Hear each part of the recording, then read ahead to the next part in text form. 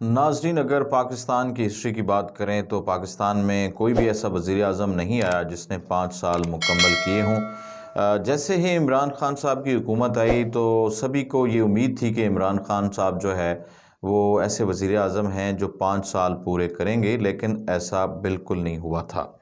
دوسری بات کریں کہ سال 2019 میں جس طرح ہمارے پڑوسی ملک انڈیا میں الیکشنز ہوئے تھے، اسی طرح 2018 میں پاکستان میں بھی جنرل الیکشنز ہوئے۔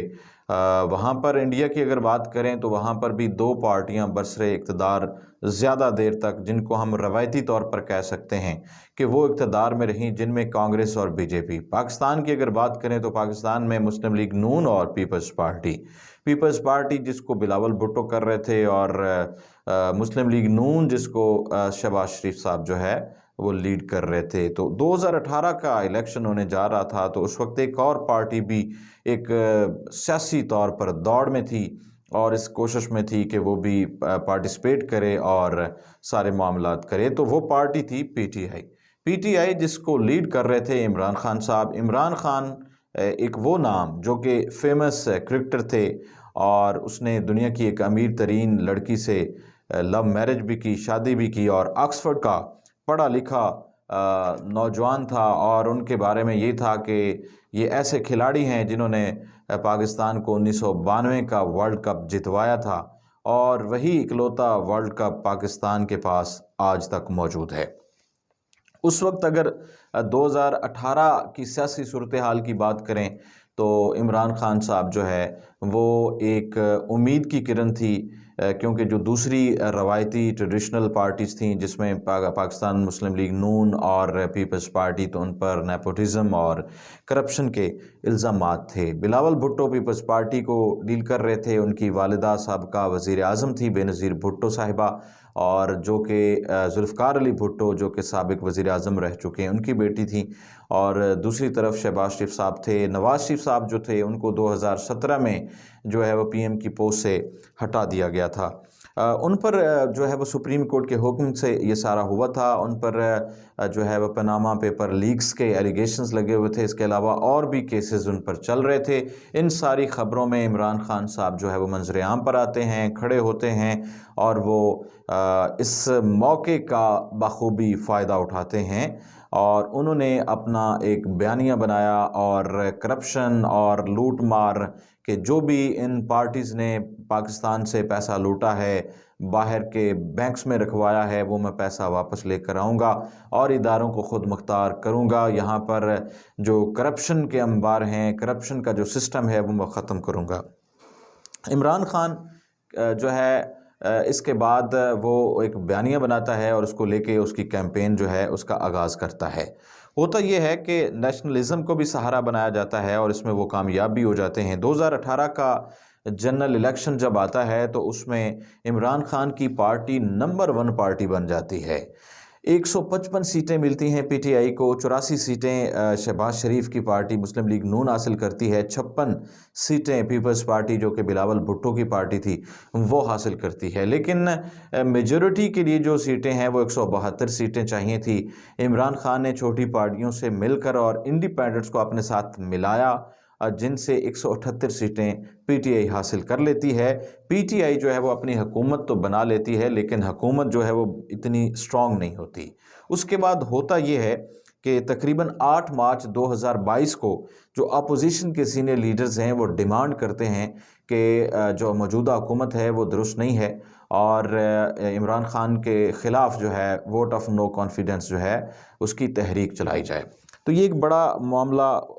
چلتا ہے، ایک تحریک چلائی جاتی ہے، اور اس میں ساری جو جماعتیں ہیں وہ مل کر پی ڈی ایم بناتے ہیں، اور پی ڈی ایم جو ہے وہ پورے ملک میں موجودہ اس وقت جو حکومت عمران خان کی حکومت تھی اس کے خلاف جو ہے وہ کھڑے ہوتے ہیں، اور بیانیہ بنا کر تحریکیں اور جلسوں کا آغاز کرتے ہیں۔ پھر 10 مارچ کو کیا ہوتا ہے کہ اسلام آباد پولیس جو ہے وہ پارلیمنٹ لاجز میں پولیس جو ہے وہ ریڈ کرتی ہے، وہاں پر اپوزیشن کے جو پولیٹیشنز ہیں ان کو اریسٹ کیا جاتا ہے، جس پر اپوزیشن کو موقع ملتا ہے حکومت پر تنقید کرنے کا۔ اس پر معاملات کافی خراب ہو جاتے ہیں۔ تو اس وقت کے جو وزیر داخلہ ہوتے ہیں وہ بیان دیتے ہیں کہ یہ سب کچھ کرنا بہت ضروری تھا، کیونکہ ایک بہت بڑی بھیڑ جو ہے وہ اپوزیشن لے کر آ رہی تھی پارلیمنٹ کی طرف سے، اسی لیے سارا کچھ کیا گیا، اسی لیے یہ گرفتاریاں عمل میں لائیں گی۔ اس سارے معاملے کو آرمی نے، اسٹیبلشمنٹ نے نیوٹرل کہا کہ ہم اس معاملے میں نہیں پڑیں گے۔ 18 مارچ کو کیا ہوتا ہے کہ راجہ ریاض جو ہے کہ انٹرویو دیتا ہے حامد میر صاحب کو، سینئر صحافی ہیں ان کو، اور اس میں انکشاف ہوتا ہے کہ تقریباً 24 کے قریب MNAs جو ہے وہ عمران خان صاحب کو چھوڑ رہے ہیں اور دوسری طرف جا رہے ہیں۔ PTI کے ورکرز کو بڑا غصہ آتا ہے، متحرک بھی ہوتے ہیں، احتجاج بھی کیا جاتا ہے سندھ اسمبلی کے باہر۔ پھر 20 مارچ آتی ہے۔ 20 مارچ کو عمران خان نے آفر کیا کہ جو MNAs چھوڑ رہے ہیں ان کو واپس آنے کا کہتے ہیں، آفر دی جاتی ہے کہ ہم آپ کو معاف کر دیں گے، لیکن وہ آفر کو ریجیکٹ کر دیتے ہیں۔ پھر 23 مارچ کو جو کولیشن پارٹیز ہوتی ہیں، جن میں پاکستان کی جو مسلم لیگ کاف ہے اور MQM ہے اور ایک بلوچستان کی پارٹی شامل تھیں، ان کو آفرز دی جاتی ہیں۔ جو مسلم لیگ کاف ہے ان کو پنجاب کی جو وزیر اعلیٰ پنجاب کی سیٹ ہے وہ آفر کی جاتی ہے، اور دوسری جو MQM ہے اس کو ایک جو ہے وہ منسٹری آفر کی جاتی ہے، لیکن ان کی ڈیل جو ہے وہ اپوزیشن کے ساتھ ہو چکی ہوتی ہے۔ لیکن عمران خان صاحب کہتے ہیں کہ میں ہمت نہیں ہاروں گا، میں آخری بال تک لڑوں گا، اور عمران خان نے اس کے بعد ایک کانسپریسی تھیری جو ہے وہ بنائی، اور اس نے ایجنڈا یہ بیانیہ یہ بنایا کہ میں نے ایک رشیا کا وزٹ کیا ہے، اور رشیا کے وزٹ کے بعد امریکہ بہت غصے میں ہے، مجھ سے ناراض ہے، امریکہ جو ہے وہ میری حکومت گرانا چاہتا ہے، اور جو اپوزیشن پارٹیاں ہیں وہ مل کر گٹھ جوڑ کر کے امریکہ کا ساتھ دے رہی ہیں اور میری حکومت گرانا چاہتی ہیں۔ 3 اپریل کا دن آتا ہے۔ اس دن عمران خان صاحب تو پارلیمنٹ نہیں آتے، لیکن اس وقت ہوتا یہ ہے کہ ووٹ آف نو کانفیڈنس ہونا ہوتا ہے، لیکن جو ڈپٹی اسپیکر ہوتا ہے وہ جناب انیکشن ہوتا ہے، متحرک ہوتا ہے، اور اس دن آرٹیکل جو 5 ہے آئین کا اس کو انووک کیا جاتا ہے، اور یہ کہا جاتا ہے کہ ووٹ آف نو کانفیڈنس نہیں ہو سکتا، کیونکہ اس میں جو فارن پاورز ہیں، بیرونی طاقتیں جو ہیں وہ مداخلت کر رہی ہیں، لہٰذا یہ غیر قانونی ہے۔ تو اس پر ڈپٹی اسپیکر ہوتے ہیں اس وقت قاسم سوری صاحب، ان کی بڑی واہ واہ ہو جاتی ہے اور بڑا ان کو اپریشیٹ کیا جاتا ہے، اور اس پر یہ بھی کہا جاتا ہے کہ جناب بڑا اس نے کام کر دیا۔ اس پر عمران خان صاحب کیا کرتے ہیں کہ صدر عارف علوی کو کہتے ہیں کہ آپ تمام اسمبلیاں جو ہے ان کو ڈیزالو کر دیں اور دوبارہ سے جو ہے وہ الیکشن ہیں۔ اس وقت کہا جاتا ہے کہ جناب عمران خان صاحب نے اپنی حکومت بچا لی اور بلا بلا بلا۔ تو ہوتا یہ کہ اس پر ایک سپریم کورٹ جو ہے وہ سو موٹو ایکشن لیتی ہے، خود اس ایشو کو دیکھتی ہے، اور ایک بینچ بنتا ہے، اور بینچ یہ فیصلہ کرتا ہے کہ یہ سارا جو معاملہ کیا PTI نے یہ بالکل غلط ہے، یہ غیر قانونی ہے، اور جو اپوزیشن جماعتیں ہیں وہ یہ کر سکتی ہیں، ان کے پاس یہ اختیار ہے کہ ووٹ آف نو کانفیڈنس جو ہے وہ کر سکتی ہیں، اور تقریباً 9 اپریل 2022 کو یہ ووٹ جو ہے نو